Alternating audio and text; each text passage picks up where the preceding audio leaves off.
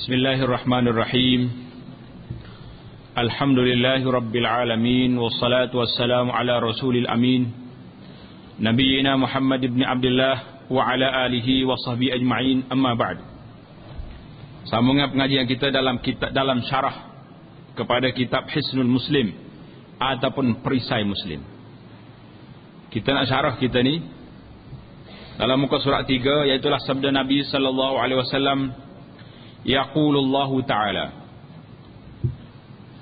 ana 'inda dhanni 'abdi bi wa ana ma'ahu idza zakarani fa in zakarani fi nafsihi zakartuhu fi nafsi wa in zakarani fi mala'in zakartuhu fi mala'in khairin minhum wa in taqarraba ilayya shibran taqarrabtu ilayhi dhira'a wa in taqarraba ilayya dhira'an taqarrabtu ilayhi ba'a wa in atani yamshi ataituhu harwalah.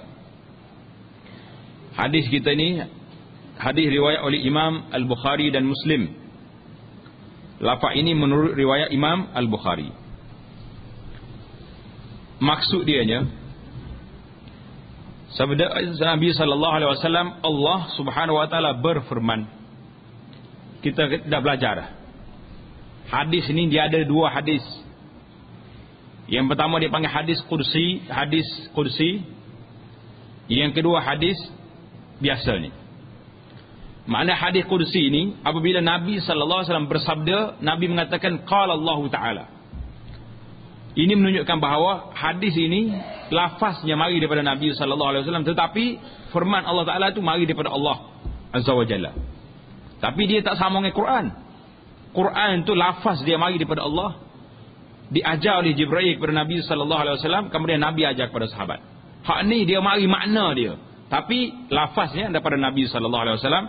Karena itulah hadis kursi ni dia tidak seperti Al-Quran. Kita baca dia boleh pahala satu huruf, satu pahala 10 kali ganda. Jadi Allah Taala berfirman dalam hadis kursi ni, dia kata apa? Aku mengikut sangkaan hambaku kepadaku. Ana 'inda dhanni 'abdi bi. Aku mengikut sangkaan hambaku kepadaku. Tanda di situ. Maknanya sangkaan hamba apa? Kenapa muallif kita ini bawa hadis ini dalam kitab zikir, dalam kitab doa? Apa sebab? Itu mengandungi satu pengertian bahawasanya apabila seorang itu berzikir, apabila seorang itu berdoa, mestilah bersangka baik dengan Allah Subhanahu Wa Taala, bahawasanya Tuhan terima doa aku ni. Aku berdoa ni, Tuhan terima doa. Macam kita nak minta satu benda, kalau kita tahulah permohonan kita ni tidak diterima, kita minta ke tak minta? Tak minta. Buat apa orang tak terima? Buat isi borang lengah tangan, terima tidak? Tapi kita yakin bahawasanya Allah Ta'ala terima. Pasal itulah kita jangan cakap aku ni tak tahu ahli syurga ke neraka. Jangan duk cakap macam tu. Kita mesti meletak pengharapan yang tinggi bahawasanya kita minta Allah Ta'ala bagi syurga kepada kita. Kita minta perlindungan Allah Ta'ala daripada neraka, minta. Jadi tak boleh kita kata aku ni tak tahulah nak pergi ke syurga ke neraka, bawa ke lagu ni. Jadi itu dia panggil lemah. Mesti husnuzan, mesti bersangka baik, pengharapan yang tinggi kepada Allah Subhanahu Wa Taala. Yang pertama sekali kita sangka Allah Taala akan terima doa kita ni. Sebab itulah hadis ni dibawa dalam bab doa. Kita juga bersangka baik Allah Taala terima taubat kita. Bila kita bertaubat, jangan kata tak tahulah aku ni Tuhan terima ke tak taubat. Tak boleh kata. Bila bertaubat, serah Tuhan. Minta permohonan setinggi-tingginya biar Tuhan terima taubat kita. Bila kita minta istighfar, astaghfirullahalazim, ya Allah ampunlah dosa aku, apa kita kena sangka baik dengan Tuhan? Tuhan terima istighfar kita, Tuhan ampun dosa kita. Jadi itulah sangkaan semua orang yang melakukan amal yang baik itu, mesti kita sangka baik dengan Allah SWT, berpegang dengan janji Tuhan. Tuhan berjanji tak berjanji? Janji. Orang buat baik dia bagi pahala, orang buat tak baik dia bagi dosa. Walaupun bagi dosa, kalau orang itu bertaubat, Tuhan terima taubat. Minta ampun, Tuhan menerima ampun. Kerana itulah hadis ini ana inda dhanni abdi ini dikuatkan dengan hadis lain. Nabi sallallahu alaihi wasallam bersabda, tanda situ, ud'ullaha wa antum muqinuna bil ijabah. Ud'ullaha wa antum muqinuna bil ijabah. Hadis ini riwayat Imam At-Tirmizi. Imam Tirmizi riwayat hadis ini, kamu berdoa kepada Allah SWT wa antum dalam keadaan kamu muqinun, penuh keyakinan Allah Taala terima doa. Kalau kita tahu Tuhan tak terima, buat apa angkat tangan? Doa awak letih tak? Kita mesti letak yakin muqinun bil ijabah. Karena itulah sepatutnya bagi seorang itu berusaha untuk melakukan tugas ini dengan cara dia yakin bahawasanya Allah Subhanahu Wa Taala terima dia. Allah Taala ampun dia. Karena ini janji Tuhan. Ud'uni astajib lakum. Tuhan janji dia, doa aku terima. Dan Allah Taala tidak sekali-kali tidak menyalahi janji. Itu Tuhan. Ia menyalahi janji ini siapa dia? Manusia. Manusia yang tak baik. Manusia yang baik tak menyalahi janji. Kalau siapa-siapa berdoa tapi dengan penuh kecewa, aku doa saja itu, Tuhan tak terima doa aku, moga aku jahat ni juga, itu dia panggil orang yang al-ya'su min rahmatillah. Orang ini dianggap orang yang putus asa daripada rahmat Allah, wa huwa minal kabair. Ini termasuk dalam dosa besar yang dilarang. Kita di antara yang kita Allah Nabi kita larang berputus asa, al-qunut min rahmatillah, berputus asa daripada rahmat Allah, ini tak boleh. Mesti letak pengharapan yang tinggi, Tuhan terima.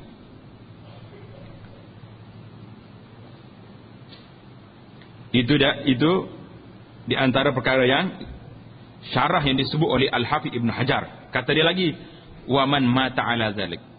Siapa dia mati mengikut sangkaannya buruk sangka dengan Allah atau berputus asa daripada rahmat Allah Subhanahu Wa Taala, dia akan diserahkan mengikut sangkaan dia. Na'udzubillah.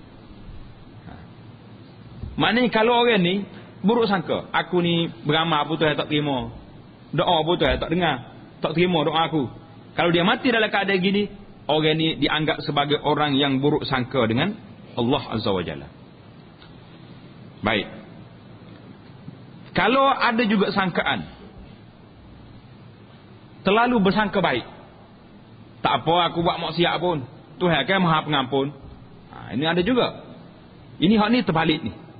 Hak sana ni terlalu kecewa, Tuhan tak terima doa aku. Tapi hak ni terlalu dipanggil overconfident. Ini salah juga. Tak apa mana. Tuhan kan Maha Pengampun. Aku buat dosa banyak mana, udah dia Maha Pengampunnya, apa dosa kita? Ini dia panggil awal apa ni? Fazalika mahdul jahli wal ghirrah. Ibn Hajar kata orang lagu ni, orang yang bersangka terlalu longgar macam ni, orang berpegang di atas kejahilan. Jahil. Tak jahil macam mana Tuhan wajah dah jangan buat maksiat. Kita pergi buat juga, patut nak suruh kat Tuhan ampun pada kita. Itu dia panggil duduk di atas kejahilan. Habislah, aku mengikut sangkaan hamba-Ku kepadaku. Aku bersamanya. Allah SWT bersama dengan hamba dia. Memberi rahmat dan membelanya apabila dia mengingatku. Fa iza zakarani wa ana ma'ahu iza zakarani. Aku akan bersama dengan hamba aku apabila dia ingat aku. Kita tanda di sini ma'iyatullah. Ma'iyah ni maknanya bersama Tuhan dengan makhluk ni ada dua kategori. Dua peringkat. Dia panggil satu lagi, dia panggil al-ma'iyatul 'ammah. Tuhan bersama secara umumnya. Tak kira siapa, kafir ke, mukmin ke, baik ke, jahat ke, derhaka ke, taat ke, Tuhan bersama dengan dia. Itu dia panggil ma'iyah al-'ammah. Bersama secara umum. Ini semua makhluk Tuhan bersama dengan dia. Dia panggil bersama dengan apa di sini?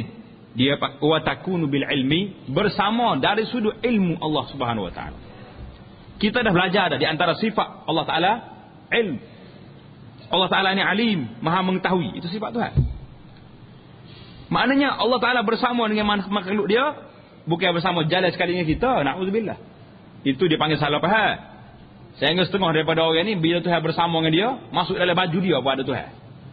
Tuhan adalah duduk dalam jubah aku ni, dia kata. Itu cerita lain, itu cerita karut. Maksud bersama ni bersama dengan pengetahuan Allah Subhanahu Wa Taala, dia tahu semua sekali makhluk ni apa yang terjadi. Hak baru jadi, hak sudah jadi, hak punuh, hak baik, hak jahat, semua Tuhan tahu. Itu dipanggil ma'iyah bersama secara umum. Yang disebut dalam hadis ini, wa ana ma'ahu idza zakarani. Aku akan bersama dia apabila dia ingat aku. Bersama macam mana sini? Ini dia panggil ma'iyatun khassah. Bersama secara khusus. Untuk siapa? Untuk orang beriman saja. Jadi kita tahulah, kita faham di sini al-ma'iyatu ma'iyatan. Ma'iyatullah ni Allah Taala bersama dengan makhluk dua jenis. Bersama secara umumnya semua makhluk Tuhan bersama dengan dia. Tuhan tahu belaka, itu makna bersama dengan ilmu dia. Yang kedua bersama dia panggil bersama secara khusus hanya untuk orang-orang yang beriman saja.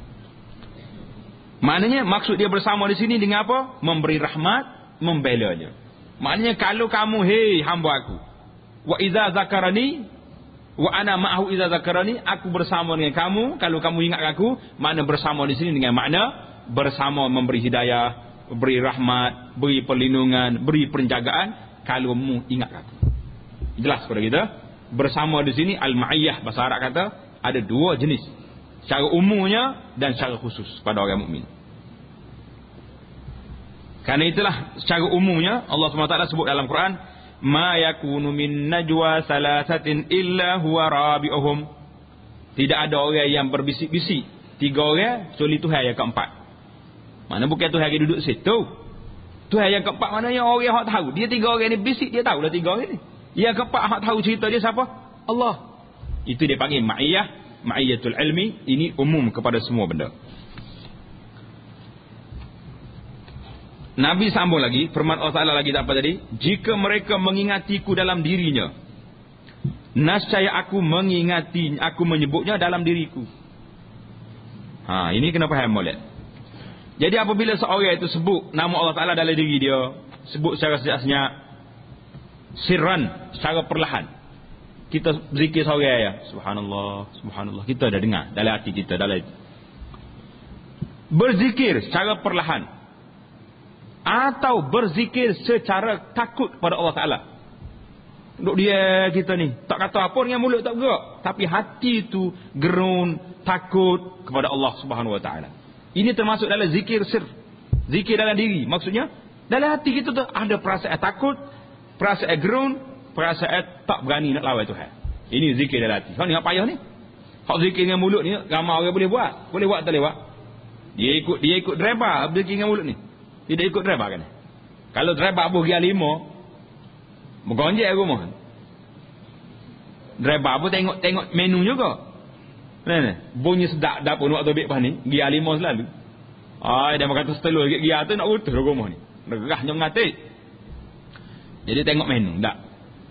Di sini maknanya kalau kita berzikir secara perlahan, ataupun kita takut pada Allah Ta'ala dalam keadaan kita duduk sorang, kata Allah SWT, zakartuhu fi nafsi, aku sebutmu dalam diri aku, dengan makna memberi pahala, memberi nikmat, menjaga, mengawal kamu. Itu maksudnya. Tuhan jaga kita. Jika mereka, apabila mereka menyebut namaku dalam kumpulan, kalau kita duduk dalam ramai-ramai, kita berzikir. Kumpulan ada ramai, takut pada Tuhan Allah SWT. Sama ada kita zikir cara subhanallah, ataupun kita baca Quran, atau kita ceramah, ni termasuk dalam majlis zikir. Majlis zikir kita duduk sekarang ni, dia kata tak zikir tu, ustaz seorang yang cakap, itu dia panggil majlisul ilm. Majlis zikir itu maksudnya majlis ilmu, majlis yang membincang tentang halal dan haram, majlis yang mengingat kepada Allah SWT. Itu termasuk dalam majlis zikir. Mana sekarang ni kita dianggap sebagai majlis zikir secara berkumpulan. Jadi ada setengah orang faham hadis ni, dia kata ni tanda, ini dalil bahawasanya boleh kita ngatik ramai-ramai. Pasal Nabi kata, Allah Ta'ala berfirman, kalau kamu bersebut cara ramai. Maksud cara ramai tu zikir di sini. Ini maksud kita sekarang. Bukankah kita sekarang ni berzikir? Zikir tak zikir ni? Zikir. Majalisul zikri, yakni majalisul ilmi, kata, ditafsir oleh alim ulama, iaitulah majlis ilmu. Kalau kamu sebut menyingati aku dalam majlis zikir ini secara jamaah, secara ramai, dalam majlis ramai macam majlis kita hari ini, zakartuhu fi mala'in khairin minhum.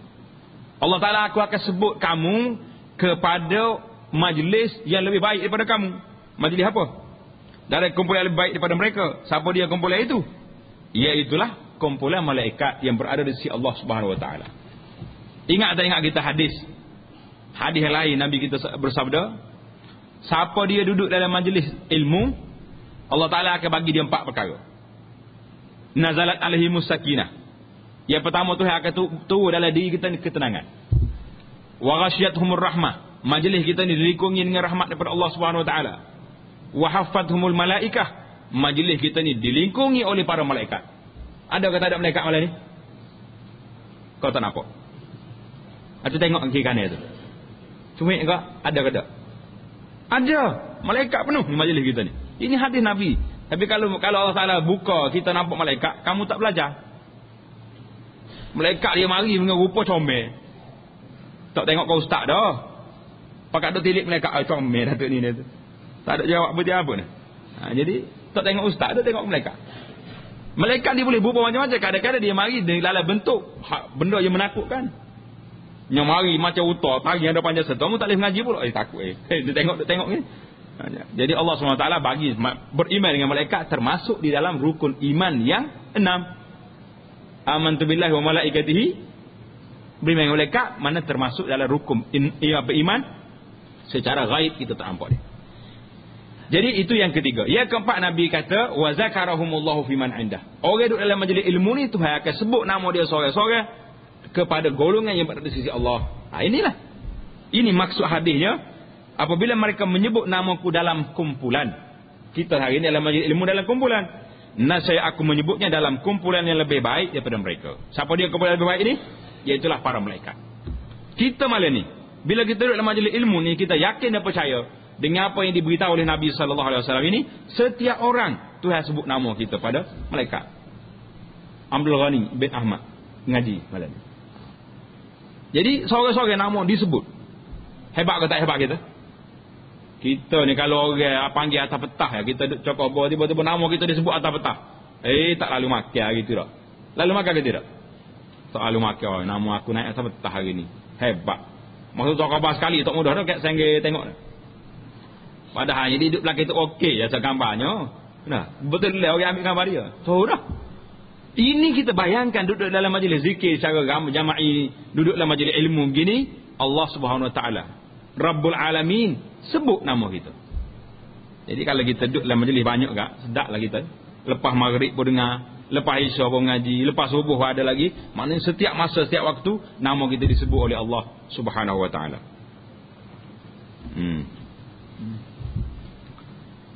Wa in taqarraba ilayya shibran.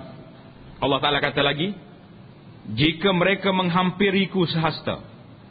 Kalau kita dekat dengan Tuhan sehasta, maksud dia apa tu? Maknanya kalau kita buat amalan taat secara sikit, sehasta ya kita, sikitlah, jenayah daripada tidak banyaknya amalan kita. Apa jadi? Nasaya aku mendekati mereka sedepa. Tuhan kata aku dekat denganmu sedepa.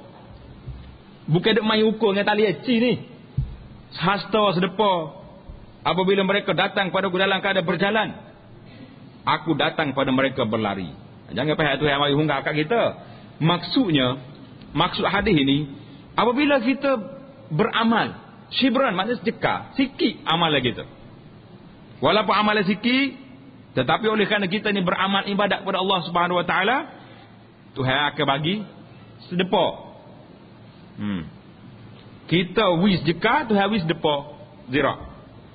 Panjang ke tak panjang? Maknanya kita beramal sikit tapi Tuhan bagi pahala banyak.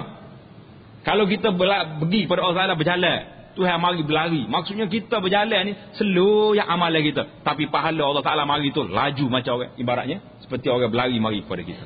Luas ke tak luas rahmat Allah Subhanahu Wa Taala? Sangat luas. Allah Taala telah bagi kepada kita sangat luas dia punya rahmat. Kita ya hamba dia ya rasa buat tidak begitu kenal Allah Subhanahu wa taala. Habislah kita perbincangan kita tentang hadis Al-Qudsi yang diriwayatkan oleh Imam Al-Bukhari tadi. Hadis yang seterusnya dari Abdullah bin Busrin radhiyallahu taala anhu. Abdullah bin Busri kata apa? Dia cerita kepada kita bahawasanya seorang lelaki berkata, wahai Rasulullah, siapa dia orang lelaki ni? Syarah hadis tak ayat siapa dia. Penting ke tak penting orang tu? Tak penting. Yang pentingnya apa yang disampaikan oleh Nabi kita sallallahu alaihi wasallam. Pasal tu dalam Quran cuba kita tarik. Wa jaa rajulun min aqsal madinati yas'a. Mari seorang lelaki duduk ujung kapur ni, hunggar mari ke bandar. Tu tak ayat nama gapo? Tu ayat. Nama gapo ya orang tu? Nama tak penting. Yang pentingnya cerita, ibrah, pengajaran daripada peristiwa. Itu yang penting. Jadi dalam hadis ni Abdullah bin Busri kata jaa rajulun, datang seorang laki-laki tanya Rasulullah sallallahu alaihi wasallam. Jadi tak payah kita dok korek siapa dia orang laki-laki ni. Penting sangat kau nama dia. Tidak penting. Yang pentingnya apa cerita yang dia tanya ni. Soalan dia ni penting. Wahai Rasulullah, dia tanya, inna syara'i al-Islam qad kathurat alayya. Syariat, tuntutan Islam telah banyak ke atas saya. Dia ni boleh jadi tak larat dah. Orang tua tak segar dah dianya. Sedangkan tuntutan syariat banyak. Dengan semaya lagi, zakat lagi, puasa lagi, haji lagi, jihad lagi. Lain banyak lagi perkara-perkara lain. Meninggalkan perkara yang haram, buat benda yang baik, jadi banyak. Dia tak larat dah. Sekarang ni kita ramai tak larat dah ni. Hak muda-muda pun sakit lutut dah. Hak tua kau sakit lutut dah. Jadi apa kita nak buat? Hadis Abdullah bin Busri ni comel benar. Jadi saya ni tak cakap dari Rasulullah, banyak dah tuntutan Islam yang saya kena buat. Maka khabarkanlah kepada saya sesuatu yang boleh saya berpegang dengannya. Comel kata comel permintaan dia ni. Comel sangat. Dengar baik-baik ni. Alik muslimat kita seramai orang tua. Tak boleh kata orang tua lah ni, kena panggil warga emas. Tak? Warga emas kan ni? Nak pakai emas lah. Kau buat dia warga emas. Kata warga emas lambat boleh mati. Kena ayat warga kubur dah tu. Muka dekat dengan kubur ya kita ni. Baru insah sikit dah. Buat warga kubur terdengar molek ni. Jadi soalan orang ni dia tanya, ya Rasulullah, banyak tuntutan syariat pada saya. Kena buat belakang semaya, kena puasa, kena hatu, kena ni, kena letih saya ni tak mampu dah nak buat benda lain. Jadi tolonglah bagi tahu kepada saya sesuatu yang boleh saya buat hak orangnya.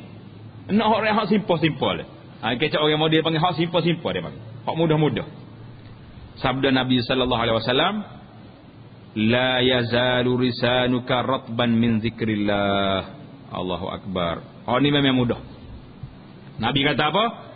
La yazalu lisanuka ratban min zikrillah. Maksud dia sentiasalah basahi lidahmu dengan menyebut nama Allah. Boleh ke tak boleh? Boleh. Kalau sakit lutut boleh sebut nama Tuhan? Sakit kepala? Demam? Boleh belakang ni. Pasal itulah Tuhan nak Nabi sallallahu alaihi wasallam ajar kepada pakcik ni, la yazalu lisanuka ratban min zikrillah. Hendaklah sentiasa lidah kamu basah sebut nama Allah azza wa jalla. Tak usah ulah lah isu-isu ni, tak ada faedahnya. Ulah boleh ke apa? Boleh ke apa ulah? Tak ada faedah juga ulah. Baik kita ulah dengan Tuhan. Ya Rabbi, aku ni jak muda pak tua, malah tolonglah beri kebaikan kepada aku. Berilah rajin ibadat. Ngadu hari-hari ke Tuhan. Sehingga kita yakin Tuhan akan beri satu hari. Tuhan akan terima doa kita. Itu baik. Buahnya tu baca subhanallah habis 1000 kali. So, alhamdulillah boleh 1000 kali. Biar lidah kita terbasah. Boleh ada gobeknya. Kau tak ada gobek lah ni. Kalau dulu sibuk dengan gobek, lalu ke lebih pondok gerguk punya duduk gobek. Lah ni gobek tak main dah dah. Orang tua pun tak main gobek tu juga, nak main game juga. Musim dia dah. Jadi kita main apa kita juga apa? Basah lidah kita dengan menyebut nama Allah. Hadis ini nombor 4 di bawah tu dia tulis hadis rawahu Al-Imam At-Tirmizi dan Ibnu Majah. Sabda Nabi sallallahu alaihi wasallam.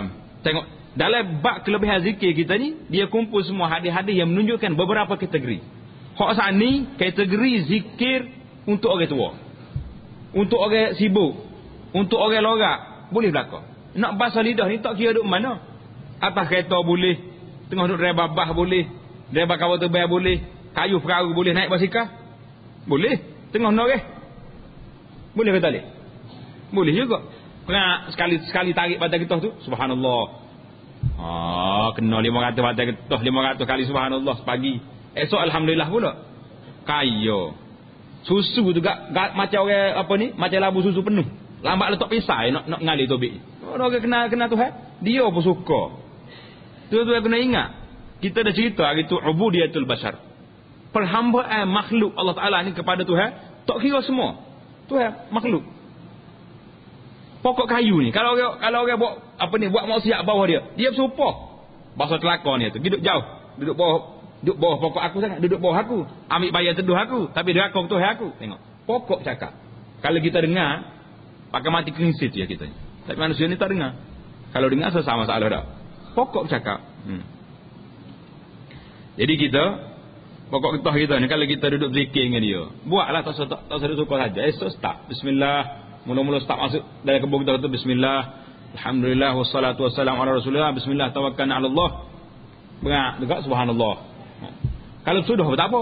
Batal yang kedua alhamdulillah. Yang ketiga la ilaha illallah. Yang keempat Allahu akbar. Hei. Susu lambat kena pisah nak tobik. Kalau kau nak. Dia pun kena tu saya juga lah ni tak tahan ni masa jenis. Bila duduk menoreh duduk sopoh orang tak ada kerja. Pokok kata buyu rezeki banyak dia ni tak ada apa ni. Buat maksiat tu kan. Habislah kita.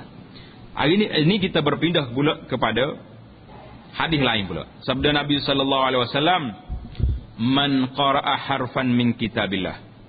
Man qara'a harfan min kitabillah falahu bihi hasanatun. Wal hasanatu bi 'ashri amsalha. La aqulu alif lam mim harfun, walakin alifun harfun, wa lamun harfun, wa mimun harfun." Maksudnya, sesiapa yang membaca satu huruf dari kitab Allah, dari Al-Quran, maka baginya satu kebajikan. Dan satu kebajikannya, pahalanya 10 kali ganda. Aku tidak mengatakan alif, lam, mim itu satu huruf. Tak. Walaupun dia sambung alif, lam, mim. Kita baca so kan? Alif, lam, mim. Satu kalimah ya. Tapi Nabi kata itu bukan satu huruf tu. Bukan satu huruf. Tetapi alif satu huruf. Lam satu huruf. Mim satu huruf. Maknanya satu huruf kita dapat 10 kali ganda. Enggak kalau kita baca sejuh Quran sehari, acu bila berapa butir huruf ada dalam Quran? Boleh bila? Nak terang bila ke? Tak suruh bila lah, memang banyak. Baca je lah. Lama kata esok aku kerja nak bila. Ya pagi lepas tu aku duduk bila huruf. Tak kerja apa? Nabi ayat baca boleh pahala bila tak kira. Kau boleh pahala juga bila. Bila huruf Quran. Tak suruh bila. Kita buat kerja hak ada faedah. Kerja hak tak ada faedah tak usah buat. Itu dia kaedah dia situ. Jadi baca Quran ni kelebihan dia sawan tuan-tuan. Satu huruf 10 kebajikan, 10 kali ganda. Enggak coba kita bayangkan. Kalau kita boleh baca 12 pagi, 12 tengah hari, 12 petang, 12 malam, sejuk dalam sehari. Banyak ke tak banyak? Tak tahu juga tu apa? Ya tak saya juga baca tu pasal apa? Ni kena tanya balik. Ada penyakit lah tu dah. Kalau kereta kita minyak taki penuh, press tak segi. Tukar gear pun tak naik juga. Mana kelas nak habis dah tu. Kelas nak habis ni kena tukar kelas lain. Kau lagu nak baik sebis lah. Yang penting kena sebis dia panggil. Ada sombak lah tu. Dari Uqbah bin Amir radhiyallahu taala anhu. Rasulullah sallallahu alaihi wasallam keluar dari rumahnya ketika kami berada di Suffah. Suffah ni mana? Di mana Suffah?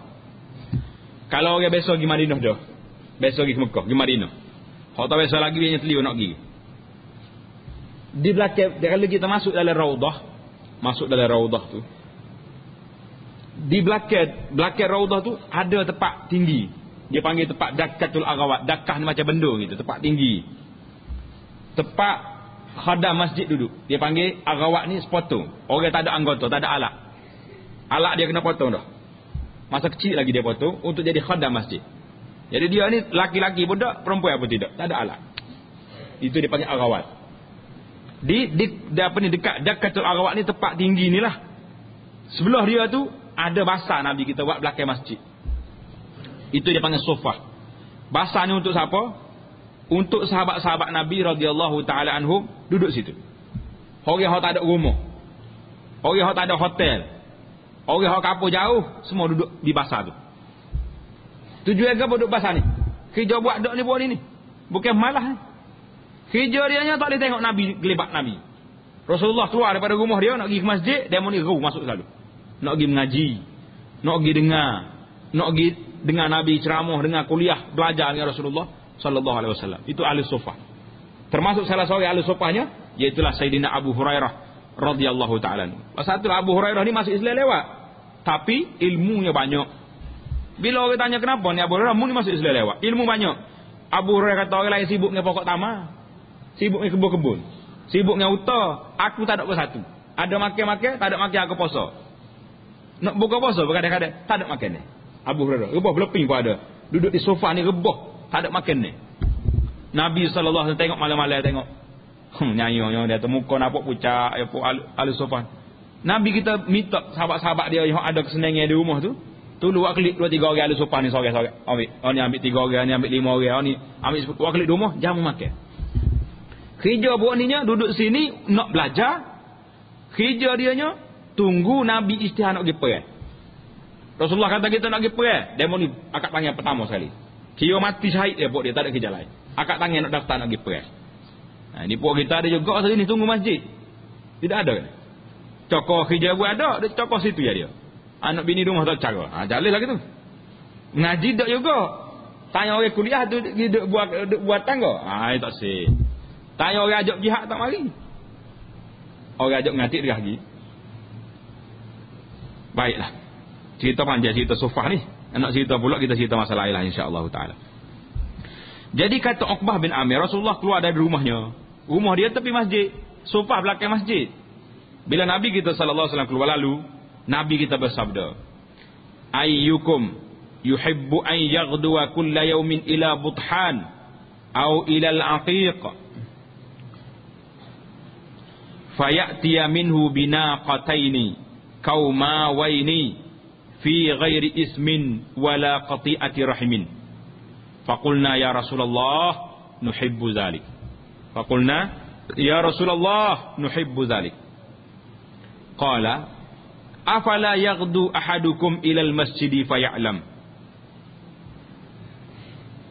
aw yaqra ayataini min kitabillahi azza wa jalla khairul lahu min naqataini wa thalathun khairul lahu min thalathin wa arba'un khairul lahu min arba'in wa min a'dadihinna minal ibili. Jadi makna dianya Nabi lalu ikut sufah, Nabi tanya, sesiapa dari kalangan kamu yang suka keluar pada setiap hari untuk pergi ke Buthan atau Al-Aqiq. Buthan ni nama wadi, tempat air di Madinah. Buthan di sebelah apa ni, sebelah Masjid Quba tu ada wadi situ, Wadi Buthan. Au Al-Aqiq. Al-Aqiq pun nama wadi juga. Kalau kita pergi ke Wadi Aqiq, panjang wadi dia. Di sebelah Masjid Qiblatain, atas pada dia tu nak pergi ke Universiti Madinah tu, ada wadi. Dia itu panggil Wadi Aqiq. Nabi kata siapa dia nak pergi ke Buthan, kau nak pergi ke Aqiq. Mana kalau bahasa kita sini kak, siapa nak pergi alik jatuh, siapa nak pergi alik ulu. Begitu ibaratnya. Nak pergi buat berapa? Kemudian membawa balik 2 ekor unta yang besar. Dia ambil unta yang besar, 2 ekor unta, dengan tidak melakukan dosa atau memutuskan silaturahim. Mungkin ambil unta tu ambil beli kau minta kau, jangan curi. Lama dia ambil buat dosa tak ada apa ni. Itu ceritanya. Jangan qati'atur rahim, yang pergi balas dengan orang, pergi minta ambil unta tu buat mari sini. Kami menjawab, sahabat-sahabat yang duduk tunggu di sofa ni jawab, wahai Rasulullah sallallahu alaihi wasallam, kami suka melakukannya. Siapa dia kata saya ambil unta 2 ekor? Rasulullah ya nak berapa ekor? Bukan sekat 2. Nak suruh 10 kita ambil 10. Apa salahnya? Nabi kata apa? Sabda Nabi sallallahu alaihi wasallam, bukankah kamu pergi ke masjid untuk belajar atau membaca 2 ayat dari kitab Allah Taala itu nilainya lebih baik daripada 2 ekor unta? Nabi kaya sahabat-sahabat. Demo ni jengok sana. Ingat nak ambil utos mati. Makan sup apa lagi ni? Nabi kata tak usah ambil utos-utos lah. Mu masuk dalam masjid, mu baca Quran 2 ayat. Nilainya lebih baik daripada 2 ekor unta. 2 ayat baca Quran itu lebih baik daripada 2 ekor unta. Sebab satu ayat berapa huruf adalah itu. Kena ayat panjang agak, banyak puluh huruf. Kalau ayat tu ada 100 huruf, 100 kali 10 berapa? 1000 pahala. Lebih pada unta. 3 ayat lebih baik daripada 3 ekor. Jadi kita tengoklah berapa ayat tu. Pagi ni kita nak igak berapa ekor unta. Baca 1 ayat saya kau tahu. Kena 100 ayat, 100 ekor unta lah yang dia boleh pagi ni pahala. Unta tak boleh saya kabur. Pahalanya boleh banyak tu. 4 ayat lebih baik daripada 4 ekor unta, dan bilangan ayat yang kamu baca lebih banyak, lebih baik daripada bilangan unta. Sebanyak mana ayat mu baca, bilangan seperti unta lebih baik daripada tu lagi. Allahu Akbar. Besar ke tak besar pahala baca Quran? Besar. Baca ke tak baca kita? Tak dengar jawab ni. Baca ke tak? Tak. Astaghfirullahalazim. Kena baca, ke mana pun baca. Jangan tak baca. Biar rajin kat baca. Dia kata tak ada nak baca. Pagi-pagi naik kereta pergi ngajar jauh. Setengah orang duduk Kota Baru bulan klik kalau keren. Jauh 1 jam setengah. Beli CD. Lo ni banyak CD ada, kaset ada. Pasal 1 jam setengahnya habis 2 juz. Kita tunggu dia, tak duduk dengar orang lain lah. Tengok orang apa tak usah. Tengok kereta depan aja, takut belagu. Hadis cerita unta 2 ekor ni riwayat Imam Muslim. Sabda Nabi sallallahu alaihi wasallam lagi. Man qa'ada maq'adan lam yadhkurillaha fihi kanat alaihi minallahi tiratun. Wa man ittaja'a madja'an lam yadhkurillaha fihi kanat alaihi minallahi tiratun.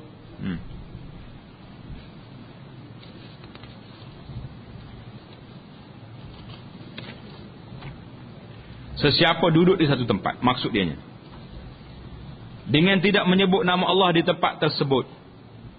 Kita duduk satu tempat ni, orang tak sebut nama Tuhan, duduk cakap kalau awak jenaka ya. Yoya mari.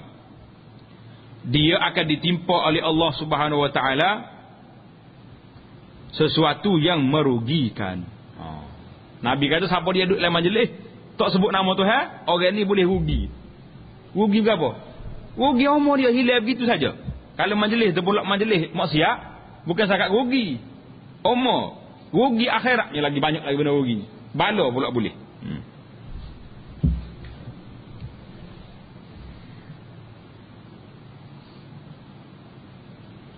Itu dipanggil tiratun. Tirah ni maknanya walam yatirakun, dalam ayat Quran walam yatirakun. Dalam hadis lain Nabi kata man fatatu salatul asri fa ka'annama wutira ahluhu wa malahu. Wa natiratun ni rugi. Rugi setara mana nah? Dalam hadis lain Nabi kata siapa dia tak ada sembahyang asar, sibuk tak ada sembahyang asar. Hilang sembahyang asar satu ni, orang ni dianggap seolah-olah dia kehilangan seluruh keluarga dia. Tak ada sembahyang asar tu ibarat kata orang ni keluarga dia mati habis aksiden. Dia seorang cokoh meninggal. Ataupun mati habis anak-anak dia seorang hidup. Betapa rugi tak rugi, duka cita tak duka cita. Itulah bandingannya orang tak sembahyang asar. Berat ke tak berat? Tapi mungkin tak nampak juga tak sembahyang asar pun tak apa, qada. Duk main qada begitu jelah. Minta selamat dengan Tuhan dah. Kalau dia qada dia tak ada qada, jawab dia neraka lah. Kata Nabi sallallahu alaihi wasallam, dan sesiapa yang berbaring di suatu tempat. Kita nak tidur di mana-mana tempat. Dengan tidak menyebut nama Allah di tempat tersebut, dia akan ditimpa oleh Allah Subhanahu wa taala sesuatu yang merugikan. Duk nak tidur tak sebut nama Tuhan, orang ni rugi, akan ditimpa kerugian.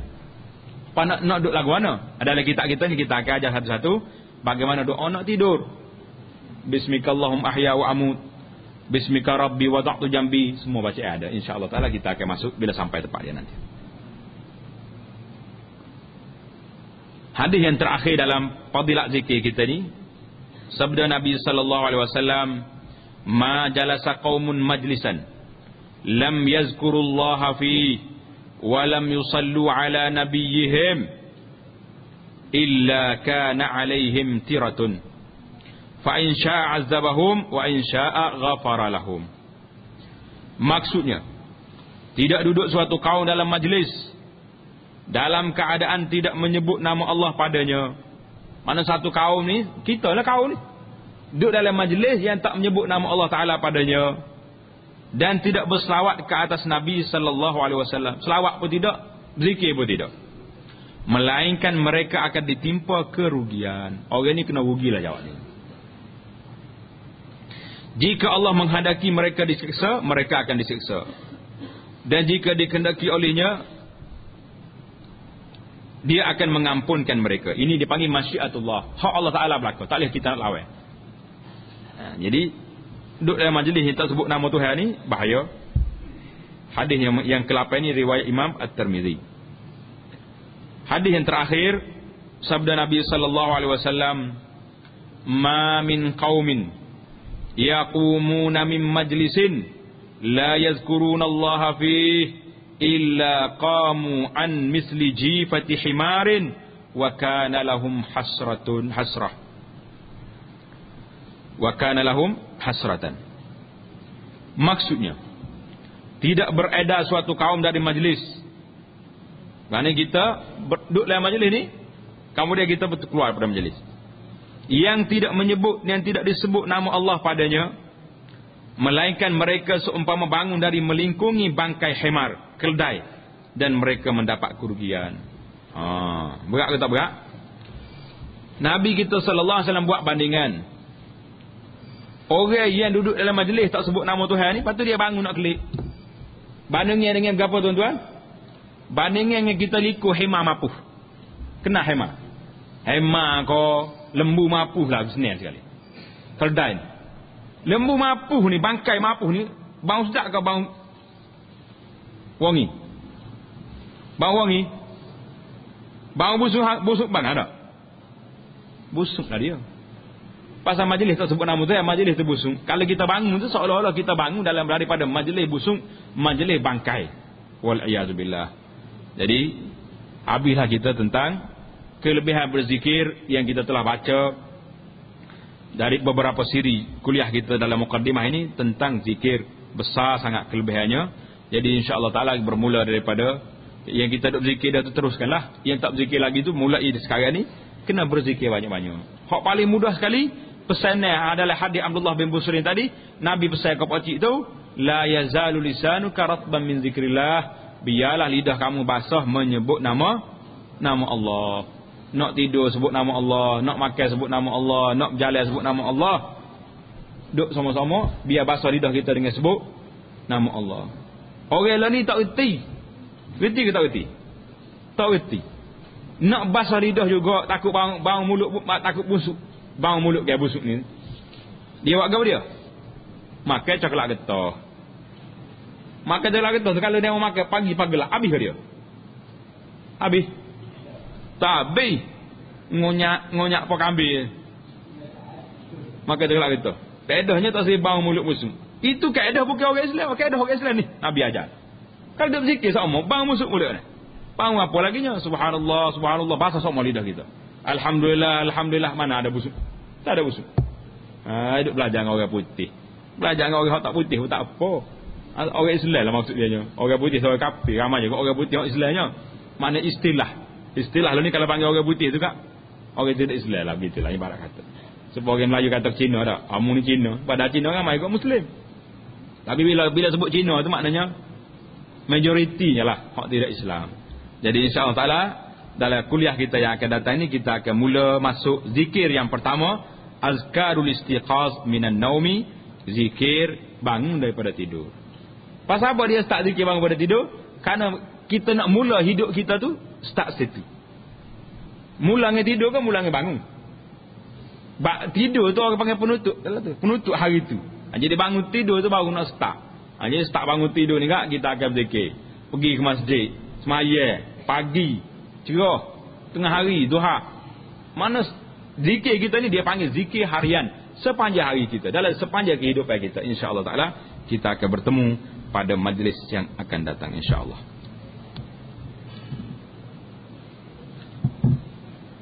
Subhanakallahumma bihamdika asyhadu an la ilaha illa anta astaghfiruka wa atubu ilaik. Subhanakallahumma bihamdika asyhadu an la ilaha illa anta astaghfiruka wa atubu ilaik. Wa sallallahu wa sallam wa barak ala Muhammad wa ala alihi wa sahbihi ajma'in. Walhamdulillahi rabbil alamin.